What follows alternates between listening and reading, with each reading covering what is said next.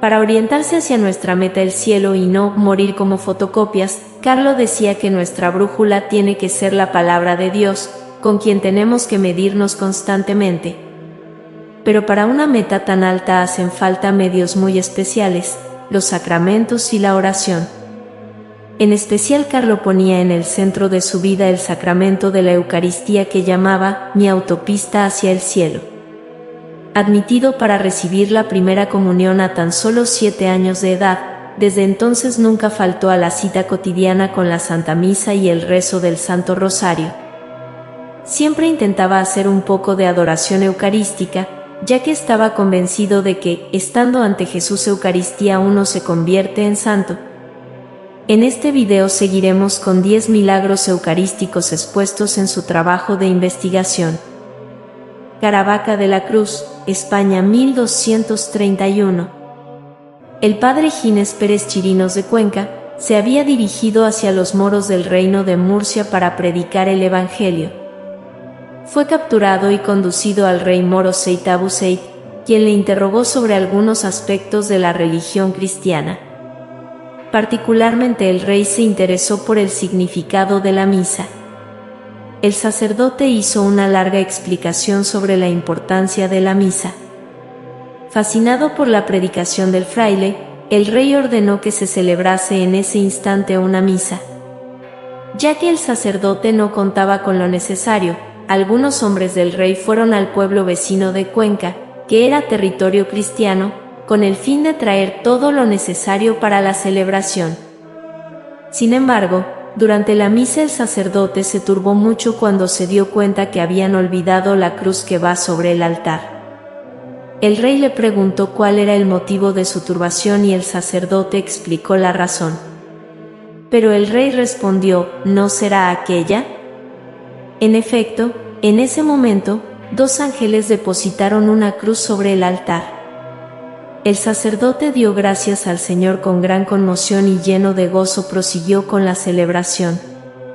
Pero el milagro continuó.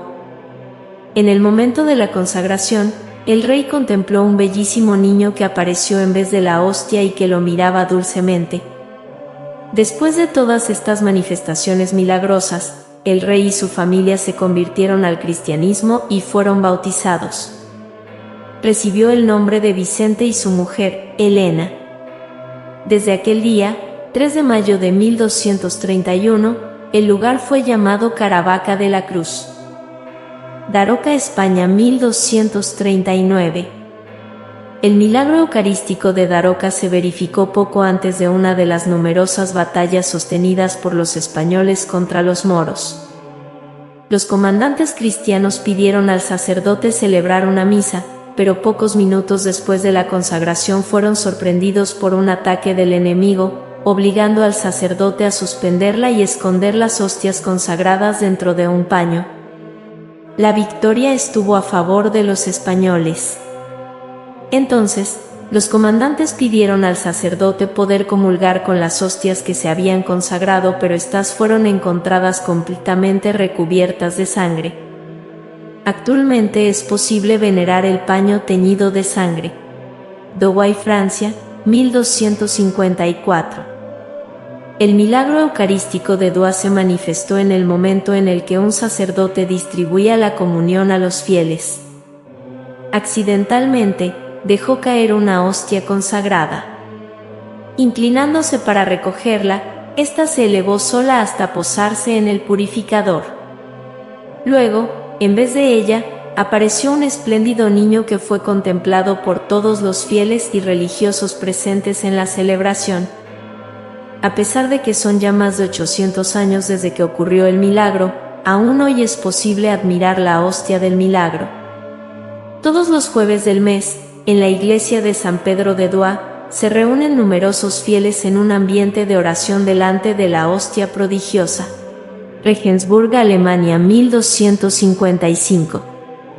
Un sacerdote estaba celebrando la Santa Misa en una pequeña capilla de Regensburg cuando fue asaltado por fuertes dudas acerca de la real presencia de Jesús en la Eucaristía.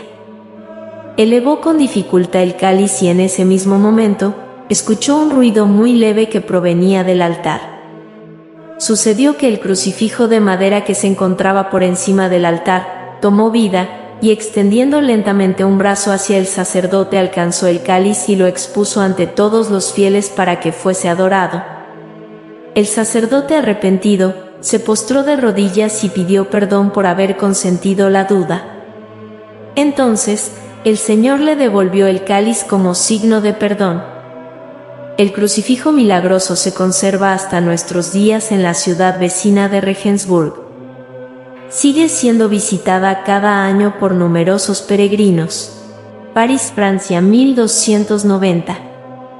En la Pascua de 1290, una persona que tenía gran odio hacia la fe y no creía en la presencia real de Cristo en la Eucaristía, hurtó una hostia consagrada con el fin de profanarla.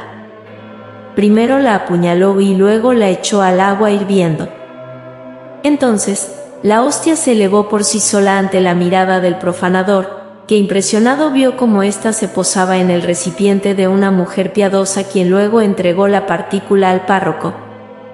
Las autoridades eclesiales, el rey y todo el pueblo decidieron transformar la casa del profanador en una capilla. Herkenrode, Hassel, Bélgica, 1317. El 25 de julio de 1317, el párroco de la iglesia de Viversel fue llamado para dar los santos sacramentos a un fiel que estaba gravemente enfermo. Llegando a la casa del mismo, dejó sobre una mesa situada al ingreso la bolsa que contenía la pícide con la hostia consagrada. Luego, se dirigió al dormitorio del enfermo para confesarlo. Uno de los familiares, atraído por la curiosidad, abrió a escondidas la bolsa. Destapó la pícide y metió dentro sus dedos para ver qué había. Dándose cuenta que en el interior había una hostia, metió todo en su lugar. Mientras tanto, el sacerdote salió del dormitorio del enfermo para recoger la hostia. Cuando abrió la pícide, vio que la hostia que había consagrado él mismo durante la misa se había manchado de sangre y estaba como pegada al lino que se encontraba en la base del recipiente. Lleno de turbación y temor, inventando cualquier excusa, salió de la casa y se dirigió al párroco del pueblo vecino de Lumen para narrarle lo sucedido. Fueron muchos testimonios oculares que pudieron ver el rostro de Cristo coronado de espinas, impreso en la hostia ensangrentada. Baldurn, Alemania, 1330. Durante la misa, un sacerdote derramó accidentalmente la especie del vino consagrado, que luego se transformó en sangre, formando sobre el corporal la imagen de Cristo crucificado. La reliquia del corporal ensangrentado se conserva hasta nuestros días en el altar lateral de la Basílica Menor de San Jorge, en Baldurn. Cada año, miles de peregrinos visitan Baldurn para poder venerar la sagrada reliquia. Blanot, Francia, 1331. El milagro eucarístico de Blanot ocurrió durante la misa de Pascua del año 1331, cuando en el momento de la comunión cayó de las manos del sacerdote un fragmento de la hostia consagrada que fue a parar sobre un mantel. El párroco trató de recuperarlo, pero no le fue posible. El fragmento se había transformado en sangre que formaba una gran mancha en el mantel. Aún hoy, en el pueblo de Blanot, se conserva la reliquia de la tela ensangrentada. Bruselas, Bélgica, 1370. En el otoño de 1369, un rico mercader de Enghien, contrario a la religión católica, mandó a un joven de Lovaina para que robara algunas hostias consagradas. Misteriosamente, algunos días después el mercader murió asesinado. Entonces la viuda, pensando que se trataba de un castigo del cielo, se desembarazó inmediatamente de las partículas, dándoselas a algunos amigos de su esposo, también ellos enemigos de la religión. El Viernes Santo de 1370, estos mismos realizaron una ceremonia privada en la que apuñalaron la hostia como signo de desprecio. De las hostias brotó sangre. Este hecho creó gran turbación entre los profanadores, quienes, a su vez, se desembarazaron de las hostias, vendiéndolas a un rico mercader católico. Este mismo narró toda la historia al párroco de la iglesia de Notre Dame de la Chapelle, en Bruselas. El sacerdote tomó consigo las hostias, y los profanadores fueron condenados a muerte por el duque de Brabant, Middelburg-Lovaina, Bélgica 1374.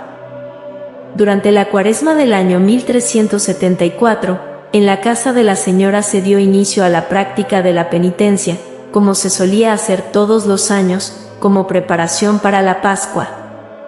Días atrás, un nuevo doméstico, llamado Jan, había comenzado a trabajar en dicha casa. Llevaba una vida de pecado y hacía años que no recurría a la confesión.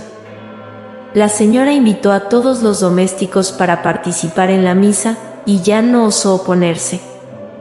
Participó en toda la celebración eucarística y cuando llegó el turno de comulgar, se acercó con superficialidad al altar. Apenas recibió la hostia en la boca, ésta se transformó en carne sangrante. Al momento, Jan se quitó la partícula de la boca, de la cual cayó la sangre, que derramándose, fue a parar sobre un paño que cubría la baranda que estaba delante del altar.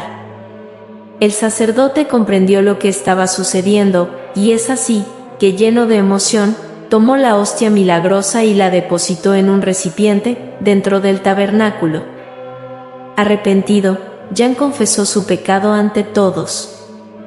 Desde ese día condujo una vida ejemplar y conservó hasta el final de sus días una gran devoción por el Santísimo Sacramento.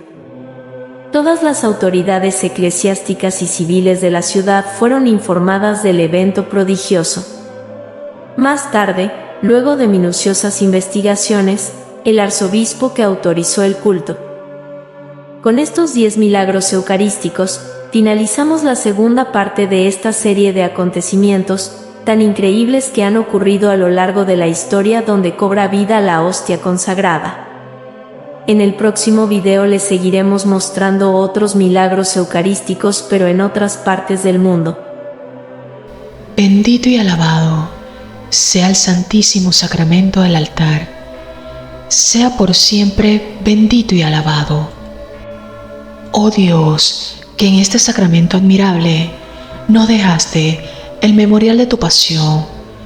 Te pedimos nos concedas venerar de tal modo los sagrados misterios de tu cuerpo y de tu sangre, que experimentemos constantemente en nosotros el fruto de tu redención, tú que vives y reinas por los siglos de los siglos. Amén.